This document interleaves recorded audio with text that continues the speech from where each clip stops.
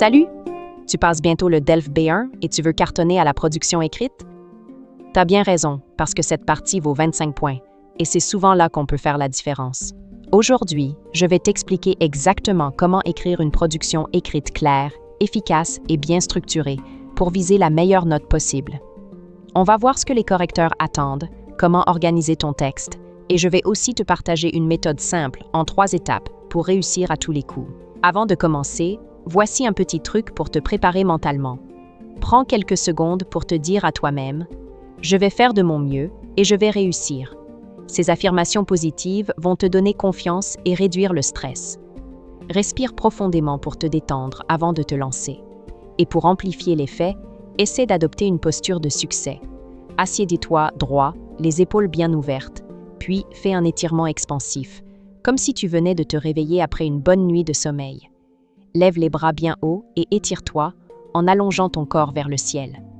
Cette élongation symbolise la victoire et l'énergie, et elle envoie un signal positif à ton cerveau pour te remplir de confiance. Tu vas voir, ça peut vraiment changer la donne. D'abord, parlons des critères d'évaluation. Tu es noté sur 5 aspects différents. Chaque critère vaut 5 points, ce qui totalise 25 points. Le premier critère, c'est la réalisation de la tâche. Est-ce que tu réponds bien à ce qu'on te demande? Est-ce que ton texte correspond au bon type, avec le bon ton, et que tu restes bien dans le sujet? Ensuite, il y a la cohérence et la cohésion. Ton texte est-il clair, logique? Est-ce que tes idées s'enchaînent bien? Le troisième critère, c'est l'adéquation sociolinguistique, c'est-à-dire, est-ce que tu t'adresses correctement à la bonne personne avec un ton approprié? Par exemple, tu ne vas pas dire « salut » dans une lettre à la mairie. Après ça, on regarde le lexique. Est-ce que tu varies ton vocabulaire? Est-ce que tu évites les répétitions et que tu choisis les bons mots? Et enfin, il y a la grammaire, ou morphosyntaxe si tu veux le mot savant. Tes phrases doivent être correctes, bien construites, et il faut montrer que tu maîtrises un peu plus que les bases. Pour avoir la meilleure note, il faut viser le niveau B1+, donc des phrases bien structurées, des exemples concrets et une expression adaptée au contexte. Le test dure 45 minutes et c'est largement suffisant pour écrire ton texte complet 2 fois.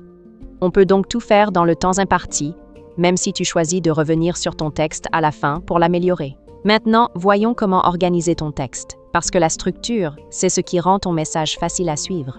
Ton texte doit toujours avoir 3 parties: l'introduction, le développement et la conclusion. L'introduction, c'est le moment où tu présentes le sujet, où tu montres que tu as compris la situation. Tu peux reformuler la consigne avec tes propres mots et parfois poser une question pour ouvrir le sujet. Ensuite, tu passes au développement, c'est-à-dire l'argumentation. Là, tu choisis 2 ou 3 idées principales et pour chaque idée, tu donnes un exemple.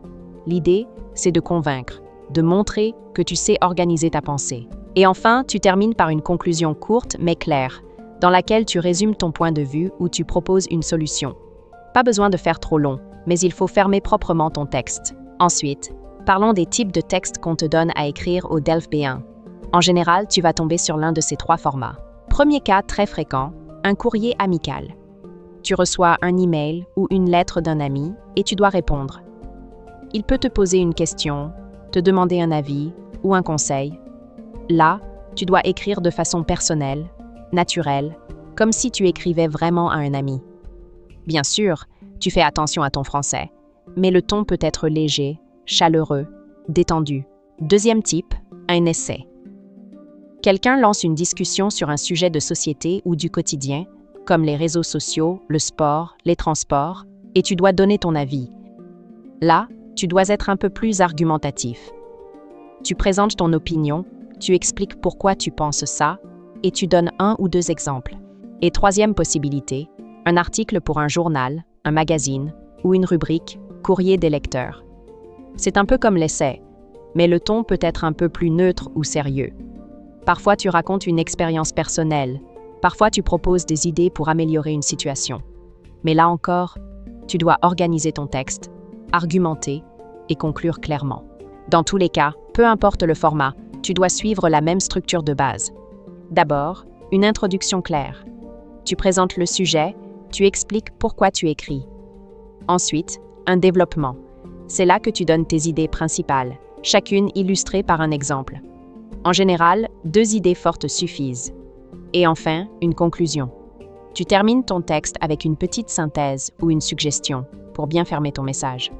Maintenant, laisse-moi te montrer une méthode simple et efficace en 3 étapes. C'est celle que je recommande toujours et elle fonctionne vraiment. Étape 1. Le brouillon. Tu prends 10 à 15 minutes pour tout poser sur le papier. Commence par écrire la structure de ton texte. Introduction, développement avec 2 idées principales et conclusion. Ensuite, choisis bien tes connecteurs logiques. Des mots comme « tout d'abord »,« en effet »,« par exemple »,« en conclusion » t'aideront à rendre ton texte fluide. Tu réfléchis aussi au ton à adopter selon le type de texte. Est-ce que tu t'adresses à un ami ou à un lecteur d'un magazine? Et une fois que tout ça est clair, tu écris le texte complet dans ton brouillon. Oui, le texte entier, avec des phrases complètes. C'est à ce moment-là que tu prends quelques minutes pour compter les mots, pour vérifier que tu es bien entre 160 et 180. Le brouillon, ce n'est pas juste un plan, c'est une première version complète sur laquelle tu vas pouvoir retravailler. Étape 2, le passage au propre. Ici, tu réécris ton texte de façon soignée. C'est là que tu corriges les erreurs du brouillon, que tu améliores certaines phrases, que tu ajustes un mot ou un verbe si besoin.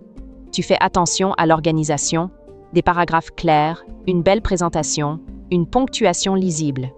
Tu soignes la mise en page pour que ce soit agréable à lire, avec une présentation esthétique et un ton bien adapté au destinataire. Étape 3, la relecture. Il te reste quelques minutes? C'est parfait. C'est le moment de relire ton texte au propre, pour repérer les petites fautes. Un mot oublié, un accent, un accord. Rien de lourd à corriger ici, juste les détails qui font la différence. Et tu peux recompter les mots une dernière fois si tu veux être sûr. Un dernier conseil.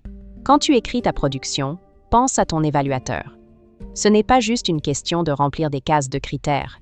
C'est une opportunité pour montrer que tu sais organiser ton propos de manière logique et fluide.